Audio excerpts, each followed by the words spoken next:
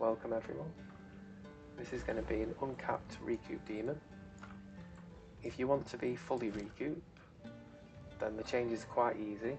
You just have to put an old Wrath Jewel in where we have Undying Hate.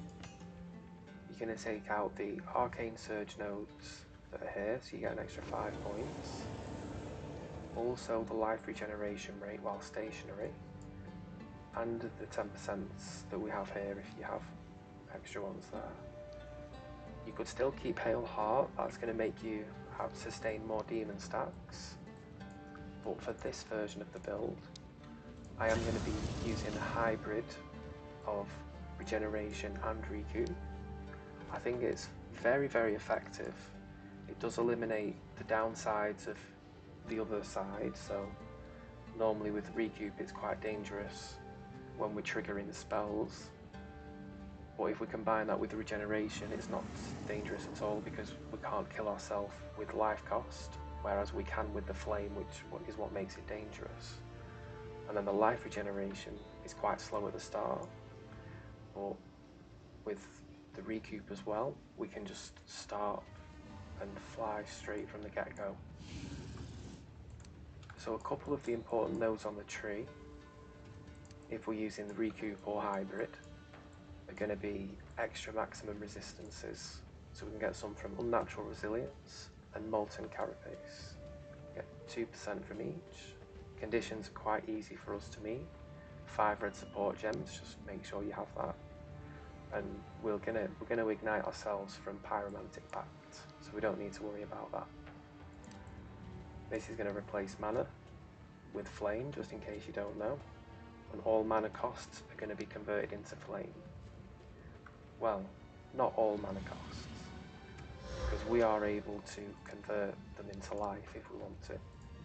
All we have to do for that is put a life tap gem in. This seems to override Pyromantic Pact, and it lets us use life for some spells and flame for some others. So Atalu's Bloodletting, we'd normally have that in our main spell Lightning Warp, but we're putting that in the trigger now. That's to ensure that Lightning Warp is the only spell that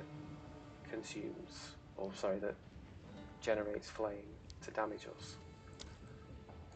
So lots of recoup in the tree, as much as we can on the path we're on. Lots of energy. We have dropped the crit compared to the Tecrod version.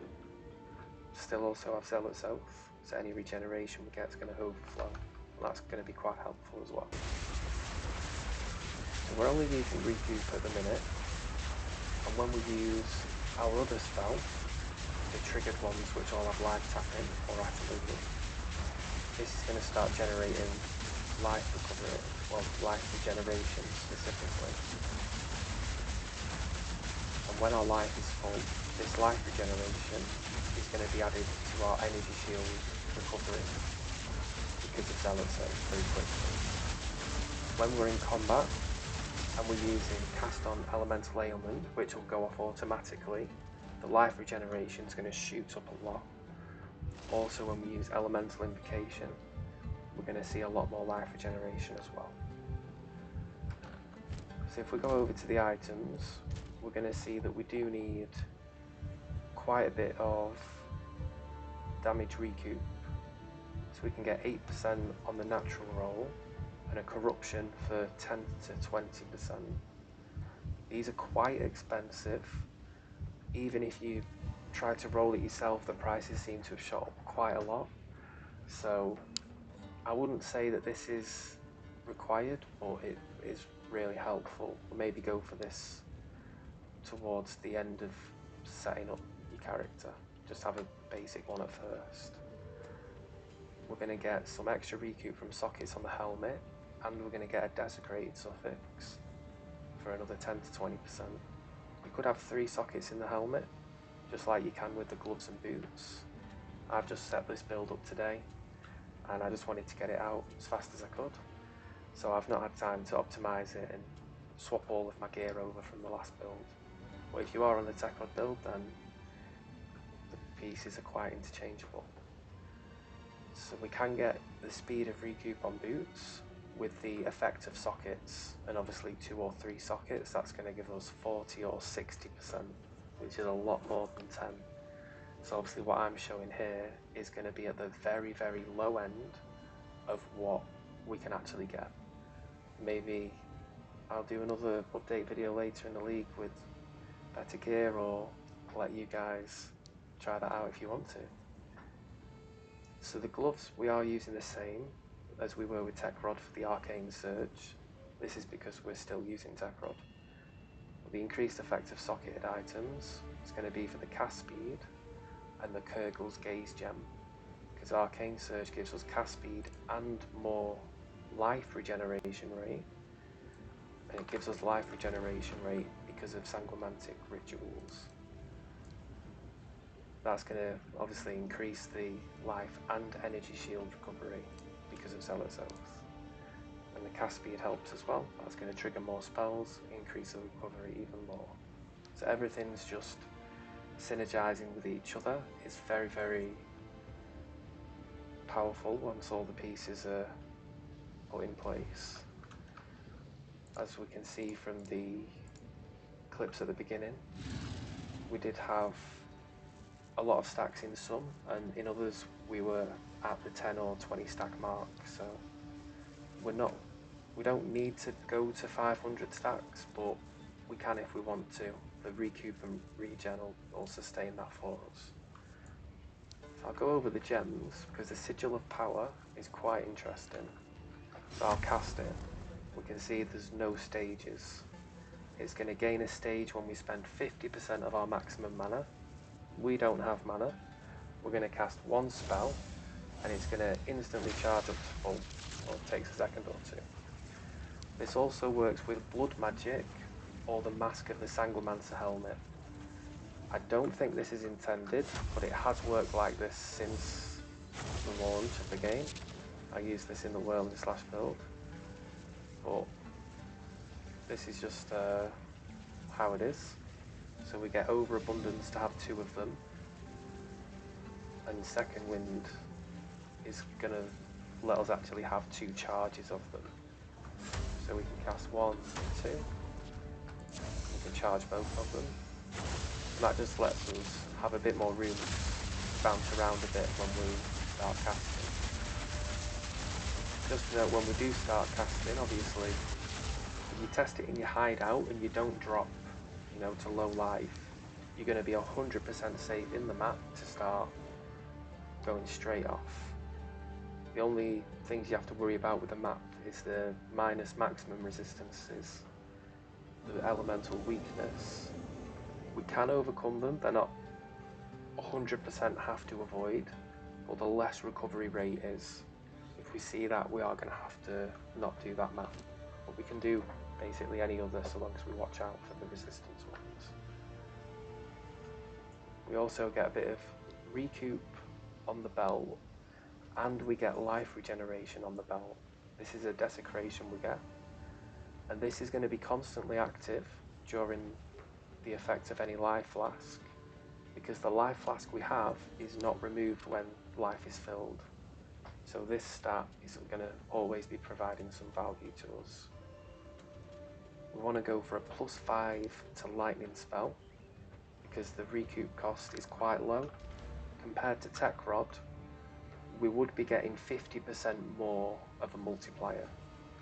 We're not getting that because we're using Pyromantic Pact, and instead we're actually handicapped because it's doubling the amount of mana we would have had and replacing it with Flame. So we actually basically have half as much resource that we would have had. So it's not very good.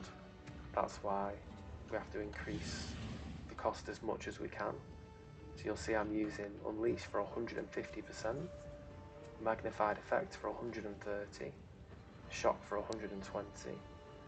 This increases the base cost of the skill, and I ran out of good options for multipliers, so I just went for more cast speed, which is also going to increase how much recoup we get because we're casting faster.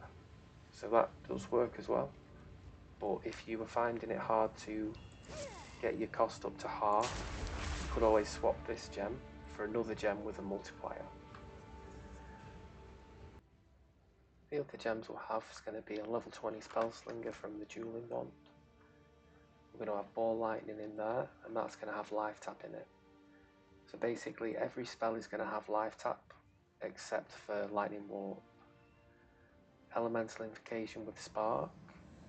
I feel like spark, frost darts and comet have been the most effective spells I've tested. I think that's due to the cast time, with them being very low or very high, both of which have very good synergy with chance to refund half of energy cost and the chance to consume half as much energy. So all spells work really well, they all have good bonuses, but I've just found the lower cost and the higher cost gems to be a bit better. We're also using Arc to consume all of the lightning remnants we pick up. And ball lightning makes it a lot easier to stay on top of the boss so that we get all of the hits in and we're not bouncing off to the side of the wall. Overwhelming Presence obviously lets us trigger more gems. And we have a few support spells. So Frost Bomb and Elemental Weakness are just to reduce resistance.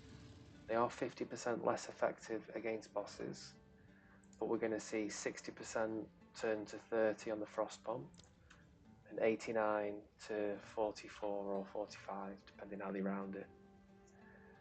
So that's still going to be able to reduce them to 0% resistance. We also have Flame Wall, and that's just to increase a bit of damage when the projectiles pass through it, so just a bit of fire damage. It's not much, but it does help a little bit, and I just have them all set up, so I just cast them like a piano, and then they're all up within basically a second. So it's quite easy just to flood the screen with that. But yeah, that's going to be all for the skill gems. Obviously we do have Demon Form as well, I won't forget about that, that's quite important. And the rest of the build is quite straightforward. Obviously the ring is just a bit of cast speed, resistances, and magic find if you want some of that. I have found that you can have quite a bit, but it's just a bit hard to squeeze into the build because of how dependent we are on the stats like Recoup. So for this specifically, we may want to prioritise getting the Recoup, high energy shield, things like that first, before we go over to the Recoup, the rarity, sorry. Obviously we want to prioritise Recoup. Also on the focus, if we notice if I take that off, I do lose 1,000. So making sure you get a good focus with a high energy shield roll, that is going to make a big difference when you're looking at your total energy shield. Obviously being level 98, I have a lot of skill points as well, so there is that to consider. If you try and copy the skill tree and you're not that high level, I would suggest probably taking the extra points off, so the 3% for Recoup here, probably the energy shield points like that, maybe even a life regeneration. Depending what your gear's like, what level your gems are, you may find that some of those suggestions work better than others. So you might have to try and work that out based on what stats you have, or just do a bit of trial and error. We can see right away that we cast our spells, no need to wait for life regeneration to catch up. The Infernal Flame just lets us cast as much as we want, but once our Recoup and regeneration do catch up with us, we can see the life and energy shield basically doesn't move. Normally when we're using one or the other, it's very hectic and the life and shield bounce up and down quite a lot. When we combine both methods of recovery together, it's a lot safer and more stable. We're going to see on the life regeneration it goes up to 59,000, and the Recoup was at 14,000 for life, 15,000 for energy shield, so it's quite a lot. So the last important thing to know for the build, this applies to the Tecrod build as well, is the charms that we have. need to make us immune to bleeding and poison. Just in the case that our life drops, any amount of damage, if our life was low, could kill us, so being immune to the only thing that can bypass energy shield is very helpful, and being immune to freeze also helps quite a lot. You could choose to be immune to stun, depending on which gets you more, but sometimes when we open a strong box, it will freeze us, so there are guaranteed freezes that we can succumb to, and obviously it's nice to just avoid that. That's going to be it for the build, really. It's not too many more things to go over. If you do have any questions, then let me know in the comments. And that's going to be all for now. So thank you very much for watching. I'll see you next time. Take care, everyone.